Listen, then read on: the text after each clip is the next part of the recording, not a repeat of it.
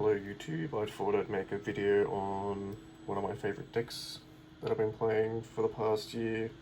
That's Kashtira. This is how I like to play it. I have seen some deck lists going around lately. I'll like to talk about them later in the video. Also sorry for the scuff setup, though this is as best as I can do it. Let's get into the deck profile. We'll start with free Kashtira Rise Heart, a starter on its own, and an extender. You want to make sure if it is your starting card, you want Birth with along with it, so you can extend with it. Otherwise, it's just a pretty poor card to start with. We got free Kashtira Unicorn and free Kashtira Fenrir, your standard lineup. Obviously, you should know your combos. Unicorn, one card starter. Fenrir alone is still an annoying card to deal with for most decks. For your extra Kashtira support, you got your Ogre and your Scareclaw. Scareclaw, obviously, to extend, also helps deal with battle phase monsters that can't be beaten over, like Avramax, for example. An Ogre is just another big body that can add the trap, which is what we play. We play Kashtira Preparations. You should be playing this because if you have Shifter up or you're versing Lab, because Lab's probably going to be hot this format, you want to be able to rip the card out of their hand if you control the Kashtira along with Prep. Plus a lot of things too is like, a lot of people forget that they should chain Imperm to the activation of the trap, because if they chain it afterwards to negate a Fenrir, for example, then I can rip a card out of their hand.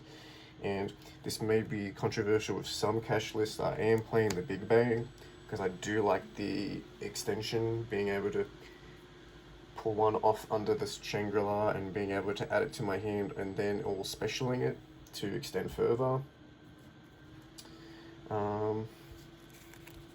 Yeah, that's pretty much it.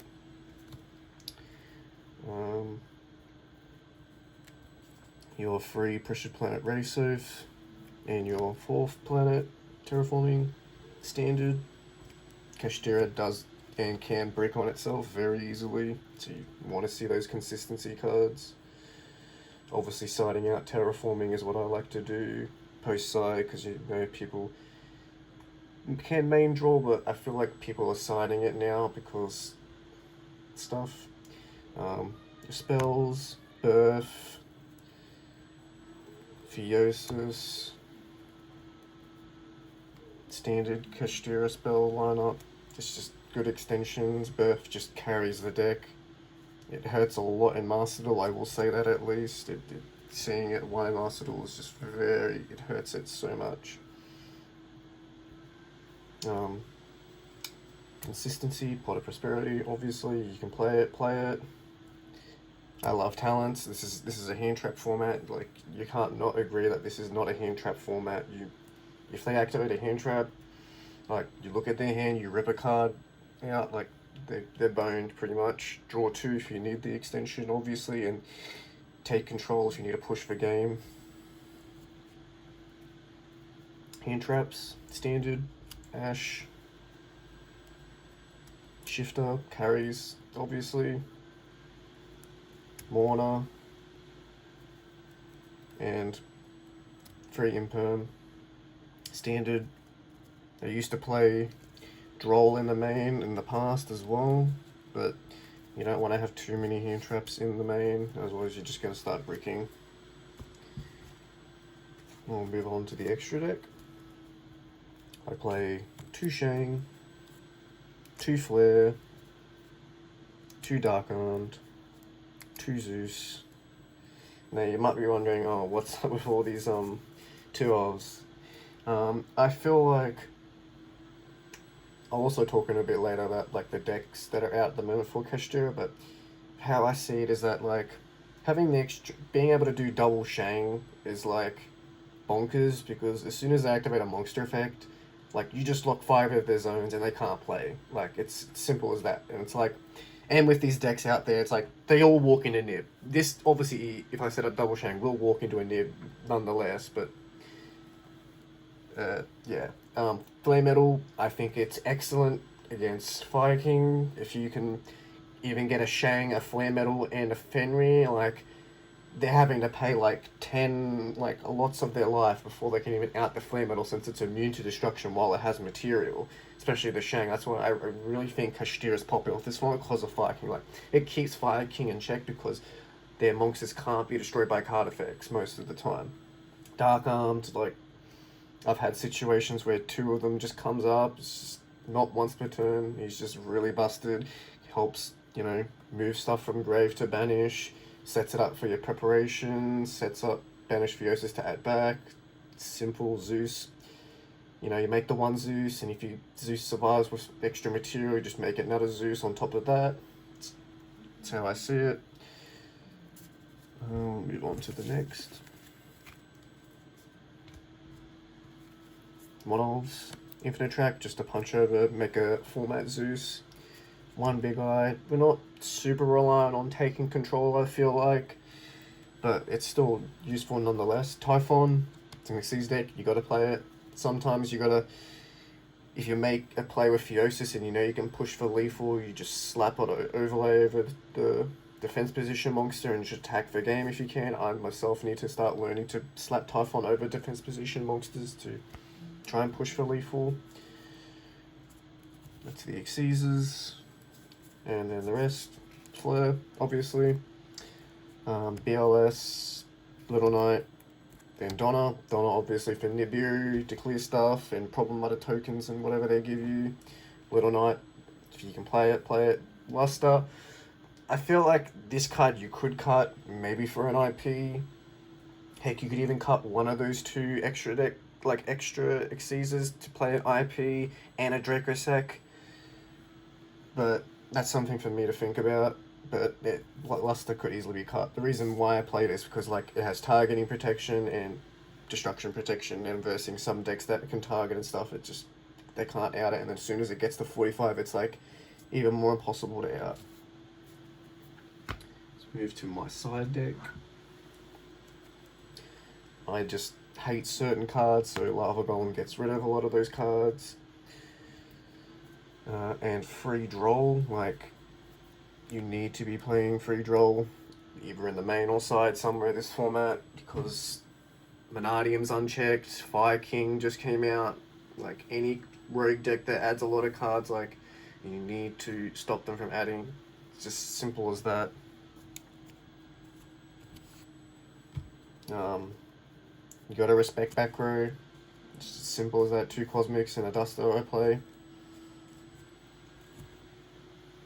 Always respect back row. I honestly might cut the fissures. There's sometimes where it comes up when I've versed a Dragon Link player in the past, I have this up and they just can't out it for several turns. I protect it with Judgment and stuff like that. You could, I would maybe cut this, I'm thinking about it, but depending on your locals, like with everything, your side deck option obviously depends on your locals. At a regional or YCS level, you want to think about, okay, what are the meta contenders, so then that will influence your side and main deck, obviously. But it comes up every now and then, but I could take it out. More Floodgates, Anti-Spell, we're Snatch Steal unbanned, put to 1, Mind Conda free, there's so many, power spells in the format, especially Fire King running around, you turn off their spells, they can't do anything. It's just a really good Floodgate. Could cut it as well, but I probably won't cut it. I'll think about it maybe in the future, I don't know. And then Judgment. Kashtira lacks an Omni Negate, you need an Omni Negate, this does it. I saw one thing where they took out a Judgment and played a Scolding, just as a one-off, because it's just a better Judgment, or some other stuff. It's still, I reckon Kashtira needs an Omni Negate, and that's the best way to do it going first, siding if we're going first. Other than that, I'd like to talk about the other decks that were going around before we finish. People putting in the Odd Eyes package in their extra deck to OTK. I'm not sure if it can play under Niv doing that. I don't think it can. Yeah, I don't think it can. But like, it's very like situational. It's like the cash cards can OTK on their own, and it's like, would you rather commit that much resources to try and OTK when you're just gonna get nibbed or impermed or something, when you could just poke for them and then just keep grinding? The Raid Raptor build, where we summon the Zephyros from deck to extend further, and then make like Kali Yuga. I don't think it's that needed. A lot of decks can just set their stuff because Unchained's still running around. They can easily just summon their stuff, set, pass back to you. Like, there's no need to lock them out. That's like why Centurion isn't really popping off at the moment. Like yeah, they can turn off a lot of the activated effects, but it's like, what's the point when they can just set all their stuff and then you won't have much follow because their back row is much better. And the last build that I've seen is the Kashtira Heat Soul build. At first I thought it was odd, then looking into it, it was quite interesting, and then looking at it again today, I've realized that comparing it to my end boards and stuff like that, yes, the Heat Soul variant is stronger, since you're ending on a Little Knight, you're ending on +2 off Heat Soul, sitting on a Fenrir in most circumstances. Heck, even the full combo ends on Shangri-La, Fenrir, Prep, Unicorn, SP, well, Heat Soul into SP. It's like, and 2 hand traps in your hand if you drew them. It's like, it's nuts. It's nuts. Like, honestly, you could play the Heat Soul variant very well. I might try it up at some point. That's what I'm thinking of doing. But for now, this is my cash setup, and I like how it is for the moment. But I just thought I'd leave those comments in the video. In the end, your preference is your preference. What you side for, how you build your deck. But nonetheless. Anyway, I'll wrap up the video now. Thank you for watching. I'll see you next time.